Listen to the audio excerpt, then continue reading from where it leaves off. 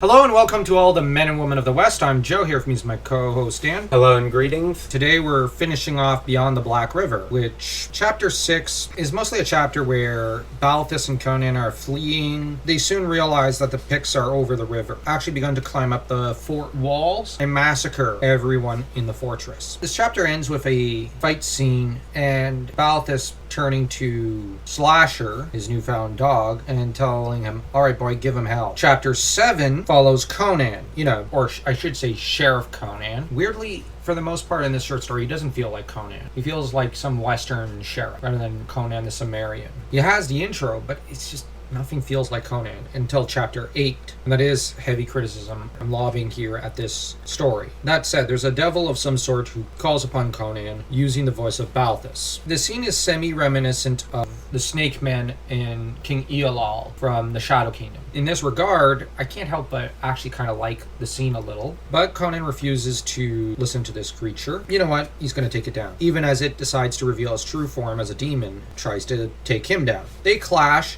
Conan, of course, wins because he's Conan. You're kind of left going, what about Zogar Sag? But chapter 8 closes that plot point up. The demon appears at first to Conan as a pillar of fire and talks to him. Then it turns into Sag and then into demon form, revealing Sag to have connected his life force in some way to a demon. That aside, the last survivor of Fort Tusculum comes along, reveals to Conan that Zogar Sag suddenly dropped dead out of nowhere, closing up that plot point rather conveniently. There's a lot that Howard could have done, but he just seemed to have decided abruptly, like, okay, I don't know how to finish this, I'll just finish it. In this regard, I don't much like that part of the ending. I actually have Conan take down Zogar Sag, but I realized along the way, the story's not about Conan. Conan is just used to market the story and market what Howard really wanted to create, a Western. He didn't want to write this as a Conan story. Balthus is really the main character of this story, and he wanted to write a story about Balthus, but not Conan. Conan got slapped on there because he sells, and Howard was not yet prepared to go into Westerns. But I'm going to be honest, I like Balthus as a character, but I really don't much care for the story. The events of the story that are explained to us by the one survivor is much more important than any of the stuff that happens in this story. First off, the province of Kona Johara is no more. The frontier has been pulled back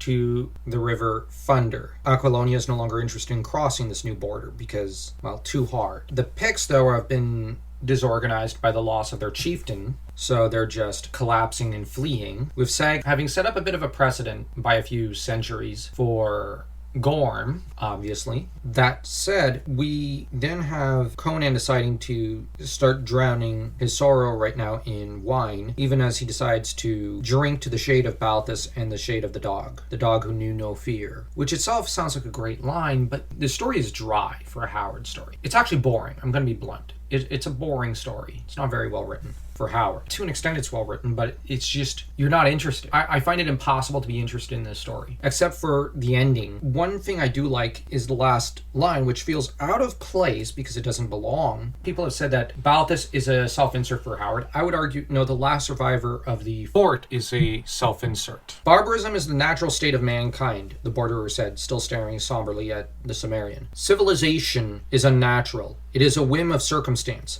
and barbarism must always ultimately triumph. That sounds like something Howard would say. And I want to disagree, but as time is passing, I'm starting to think maybe Howard was onto something, and that maybe civilization is unnatural. Ultimately, barbarism will win. Our current civilization, like global civilization, is destined to fall apart. And what's going to be left? Little mini empires and barbarian states. That's pretty much where history is headed. We are not at the end of history, but at the start. We're always at the start of something new in history, never at the end. At least that's my opinion these days. It's just we foolishly and arrogantly thought this was the end of history in recent years. And I say foolishly because it is foolish to think that. History is something that repeats. It's not linear. It constantly repeats, it rhymes, and it's always moving forward, whether you like it or not. And forward does not mean upwards towards civilization, but often downwards towards barbarism. But barbarism itself could be preferable to some certain forms of civilization, such as fascism and such. That's my analysis of that last sentence. How about you? What did you think of this story? As much as I like Balthus, Balthus was a great character. So Yeah. was Slasher. I really liked the dog. this was a very boring story. Howard should have never written this. Or he should have at least done another draft. This needed editing. It couldn't retain my attention. I felt like it dragged. Like, here's the thing. I actually like Zogar Sag as a villain. Yeah. I like the characters in the story. I like Zogar Sag. I didn't like his death. I liked Balthus. I liked Conan. I liked Slasher. I liked the characters. I just didn't like the story. I'm not terribly fond of the story either. This was a bad story. It was all over the place. One of the weaker Howard stories, I would argue. I can't fully recommend it, but we will be moving on in the continuity with the next pre-Conan Liberator story. Hopefully it'll be better. And we're gonna have to rate this story, which I was not looking forward to this. 1.5. The characters. The characters. Okay, actually 1.25, because the characters The idea, an aspect of the idea behind the plot, is good. but execution. This is the weakest Howard story I think we've read so far, outside a few of the bad Cull drafts from later in the Cull book. But tell us what you all think of this video, of this story. Do you like it? Do you hate it? And if you enjoyed this video, don't forget to smash that like and that subscribe button, as though you were Conan and Zenobia on their honeymoon taking down their enemies.